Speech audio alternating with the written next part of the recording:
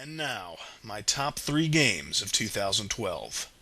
Oh yeah, starting with number 3, Borderlands 2. You remember me talking about Spec Ops The Line, how I said it was engaging without being fun. Well, this is the absolute antithesis of that idea. In terms of 2012, this was the pinnacle of video gaming fun. Maybe not necessarily in the quality or the depth of the fun, but in terms of sheer amount of face smashing, smile inducing fun. This game was the king. It seems like every aspect of its design was hardwired to make me laugh or make me smile or make me want to play the game even more. And I got to tip my hat to Gearbox for making such a thoroughly entertaining little game right here. Let's just jump right into it. It's a role-playing shooter. People who've played the first game, it's basically the same thing. It's a role-playing shooter, self-proclaimed is what they call it. So basically, it's a first-person shooter with role-playing elements. For example, how much damage you do depends on a variety of factors, including weaknesses of the enemy, strengths of the weapon, and just the dice roll in general. And there's stat building and leveling and experience gaining and skill trees and character customization, and it goes on and on and on. And nothing too incredibly robust. Nothing that's complex enough to make a hardcore RPG fan really salivate. But for the layperson like myself, it's just enough to add an extra layer to the experience. The story is really nothing too exciting. It's better than the story of the first game. In the first game, it was basically picked one of 4 relatively nondescript vault hunters and you just went and found the vault. But in this game, there's actually a villain. There's something to project your aggression on. There's the evil Hyperion Corporation, and you're basically racing them to find the true vault. And the story gets more complex, and there's twists in the plot, and yada yada from here on out. But let me just say, just the idea of having an actual villain in a game, whereas the first game they didn't have the villain, makes this so much better. And let me say, the villain they have for this game, Handsome Jack, is the absolute perfect Borderlands villain. He is sarcastic and snarky and always picking at you, and he's just an utter douchebag, but he is hilarious. As a matter of fact, he's such a perfect villain for this series that I am not sure I could go back and play the first game because I feel like something essential out of the formula would be missing. And he is my favorite villain of this year, and maybe a couple years before that, just because everything he says, you love to hate him and you hate to love him, and that's the perfect kind of villain right there. Obviously, you're rooting against him, but it's almost sad to see him go. Just an excellent villain, and everything he says is funny. Like, everything in this game is funny. The NPCs do say random little bits of dialogue, hilarious. Claptrap returns for fans of the first game. That little uni-wheeled cycloptic box robot that just is regret. It's just an idiot. It's just an idiot little robot, and incredibly charming. The mascot of the series. And anything your characters say hilarious things when they're idle. It's just a hilarious game and so much fun. I feel like I'm beating a dead horse here by saying this game because this game is fun. I mean, just on the back it says "Get ready to joy puke your face off." I mean, that right there pretty much covers it. And the characters are great. Each of their skill sets are really neat. You have the commando who has the turret. You have the siren, and she can phase lock enemies, basically put them in stasis. The assassin can turn invisible and knife people in the back. And my personal favorite, the gunzerker, can pull out another gun and just go guns a-blazing and pull ammo out of the ether, just get ammo out of nothing. It's just incredibly fun and pretty mindless, but just incredibly fun. Fun is what I'm trying to say here, in case I didn't make it glaringly obvious enough for you. And it's all about the guns in this game. There are millions of different possibilities because there's stats for every gun. There's damage. There's some guns do elemental damage. There's rate of fire. There's amounts of shots in the clip. Some guns, once you reload them, you throw the empty gun and it explodes. The list goes on and on about all the goofy things that guns can do in this game. It's a great game. You got to play it. You got to experience it. You got to play online with people because it's much more fun the more people you have. Just going along, questing, looting, fighting over the coolest gun when a boss drops an awesome weapon. You got to check it out just because it'll put a smile on your face, if nothing else. And if it doesn't, you lack a soul. So there you go, Borderlands 2. All right. Number two, Mass Effect 3. This game, boy, this game makes some waves, mostly because of its ending. And I thought about when I was thinking about putting this on my list, I was thinking about not talking about the ending at all because I was so tired of hearing of it. Basically, the ending, a lot of people had a problem with the ending. And I'm going to get this out of the way before I talk about the game first. And I didn't think it was the best possible ending that I could have conceived, mostly because it was pretty fatalistic, as in there were three concrete choices instead of you being able to see the trickling down of all the choices that you had beforehand, which was basically what this series was about. And I didn't think the ending was phenomenal, but I thought it was serviceable. I thought it was pretty darn. I thought it was pretty decent. I didn't write off the entire franchise like some incredibly melodramatic people online. And it's not like I could retroactively not have fun with the game and the series beforehand. And that's all I'm going to say about it. I thought the ending was okay. Not the best, not terrible, but I thought it was, like I said, serviceable. Anyway, Mass Effect 3, the capper to the trilogy, which will go down in history as BioWare's magnum opus. And what a way to go. I mean, epic does not even begin to describe this story. It takes place across the galaxy, and you're basically saving all sentient life in the galaxy from extinction from these evil robot, this race of evil robots called the Reapers.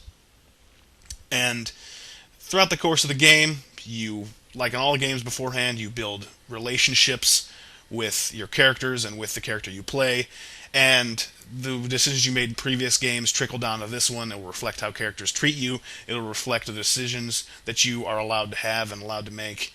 And in terms of storytelling, it's one of the most robust titles available in the history of gaming. And I think due to that standpoint alone, at least from a narrative standpoint, because of the way that you can take your decisions from the previous game and have them affect this game, and the sheer depth of dialogue choices, and the size of the universe, and how deep the lore is. I mean, you could just go into the Codex, and I think it's called the Codex in this game, and just read entries. It has its own Encyclopedia Britannica, for goodness sake, about this world. You could conceivably spend hours on the pause screen just learning about the world that the Mass Effect series is set in. Because of that, at least from a storytelling point, I think this is the most important franchise of our gaming generation. Like I said, at least from a narrative standpoint. The gameplay is more of the same from the Mass Effect 2. It's a very, very bare bones role-playing aspect mixed with shooter aspect, and just incredibly fun. I took this online, played multiplayer a lot. It was one of the few games that I played a lot of multiplayer on, unless you want to count Borderlands 2, which I don't really, because that's sort of I did that more like local multiplayer. I just played with friends. This I went online and did a lot of multiplayer. So the gameplay backs up the story, and boy, when I finished this game, I just felt emotionally drained, and I felt like I just had finished the back third of a story that I will never forget. That I felt that I had a hand in crafting, because a lot of the characters who were alive in my version of this game weren't alive in other people's versions. The romances I pursued, the friendships I pursued, my choice to be, to play it by the books instead of being, a renegade. That made my game astronomically different from a lot of other people's game. And the fact that I felt like I had a hand in crafting this narrative that I got to experience, I really felt like I got to own this game, and I think our generation is going to remember this as a game that meant a lot more than maybe we were even aware of at the time. Mass Effect, and this game really didn't get a lot of award notice, which I found to be pretty interesting. But I just think it's a phenomenal experience that everyone should check out. Check out the first game. The first game is very different from the second two in terms of gameplay, but you kind of need it for the story. I just really think anyone who's a fan of storytelling in games and science fiction and really thought-provoking narrative needs to check this series out. I loved this game, and it just about was my game of the year. but one game beat it. Just one game. And that game is this game.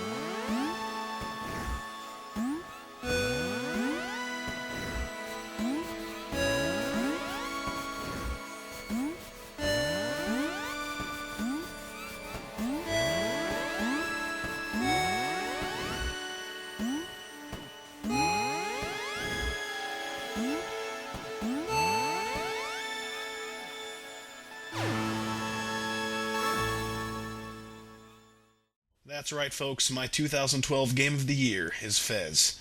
Unfortunately, it's going to be one of those games where the enjoyment was very personal. It just resonated with me in a very deep, emotional way. It mined the same ground as Journey, The Walking Dead, Spec Ops: The Line, but did so in a less definable way, so it's going to be hard to convey why this game was so great to me personally, to you, and needless to say that it just really affected me, and I'm never going to forget this game. So let's just get into it. I'm just going to tell you the story of how I got into the game. I had finished Mass Effect 3, and as anyone who had spent 5 years with that story in that world, who had just closed the book, they're going to be emotionally drained. My emotions were drained. My soul was emaciated, and I needed something to restore it. And so I saw reviews, saw videos of this quirky little indie platformer that came out on Xbox Live called Fez, and it had, 2D, 16-bit-esque graphics, and I figured it would be a nice stroll down nostalgia lane, which I felt is like what my soul needed. And I got the game, and it turned out to be so much more than I expected. It did all of those things, but it packaged them in a way that really resonated with me.